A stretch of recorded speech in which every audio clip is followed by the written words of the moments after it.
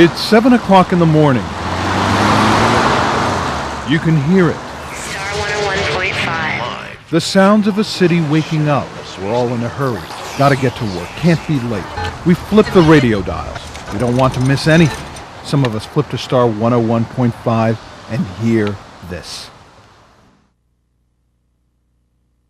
We hear nothing. We hear nothing, but we feel it. We feel the power of prayer. Yes, prayer. I want to say that was the most incredible thing I just experienced, what you did on the radio. This morning at 7, people everywhere prayed for a boy fighting for his life at Seattle's Children's Hospital, prayed for Marcus Nagel Jr., who's just 18 months old, prayed for him because of his heart and lung condition, and because his father asked us to. And I just would like to hear maybe a prayer put out on the radio for him, because he got a cold, just a regular cold, like every normal kid may get. And it put him in the hospital, really, really sick. And he's fighting for his life right now. We felt like we had to do something and seize the moment and help him, because it was asking so little. I think we were all pretty choked up in here. I mean, I don't think there was a dry eye in the building. That call. Because he needs every prayer he can get right now. That call for help. I wanted people to hear about Marcus. That call for prayer was answered. If you don't mind, I want to do something right now. Okay, why don't we just take 10 seconds and pray good thoughts, a healing hand, and God's grace over Marcus and his family. Something extraordinary happened this morning. I'd like to say thank you, and God bless you all for taking that time to say that prayer. We stopped thinking about ourselves for a moment to help a family we didn't know. And yes, we prayed. Put some perspective what I thought my day was like. His day is worse. It's the universal language. When a kid is in need and a parent is hurting, who can't stop for 10 seconds and pray for him? John Sharify, Como 4 News, Seattle.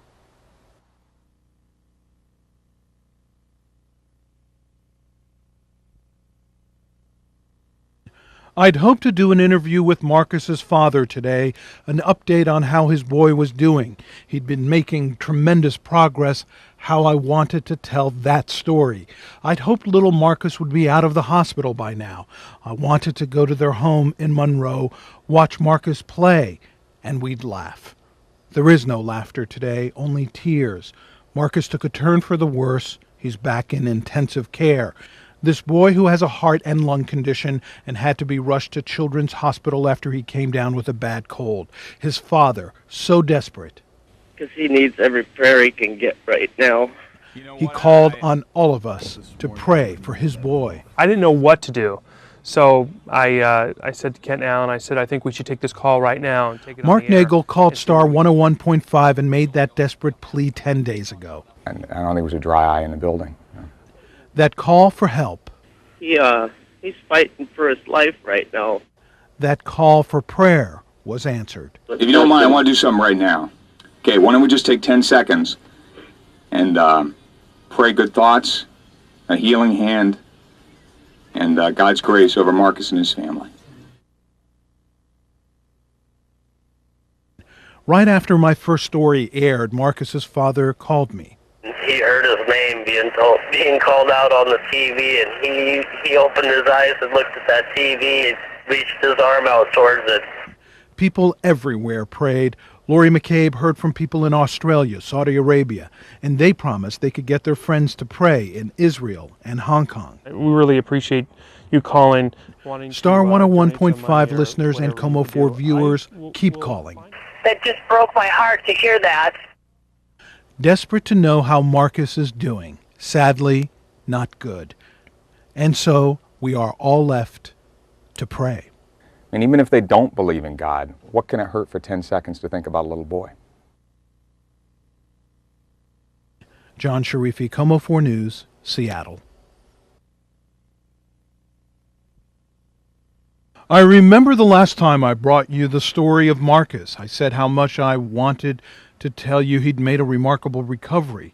I envisioned Marcus, who was born with lung and heart problems, who'd been in intensive care because of a cold. I envisioned him playing at home, trying to touch our camera lens. We'd be laughing. But there were only tears that day I brought you Marcus's story. The 20-month-old had made a turn for the worse. Because he needs every prayer he can get right now. That call for prayer was answered when Kent of Kent and Allen asked us all to pray. Okay, why don't we just take 10 seconds and pray good thoughts, a healing hand, and God's grace over Marcus and his family. For 10 seconds that morning, we heard nothing on the airwaves, but we felt it, the power of prayer. And even if they don't believe in God, what can it hurt for 10 seconds to think about a little boy? That way, that way. Come here. I'm happy to say those prayers have been answered. Marcus's lungs have cleared up, and he's feeling like himself again. Say hi, Marcus. Hi. Marcus is home, and just as I imagined, he's trying to touch the camera lens. I'd just like to say thank you to everybody, and Marcus would too. And as I had hoped, we're laughing about it. Something extraordinary happened that morning. Hey, give me five. Give me five. Yeah, all right. We stopped thinking about ourselves. And another five. Anybody for else? Mom. All right. Yeah. And a five to the camera person. Yeah. And our own problems to help a family we didn't know. It's like having a newborn child all over again. We prayed. Marcus's father says, Thank you, guys. Thank everybody. it worked. John Sharify, Como 4 News, Monroe. Doesn't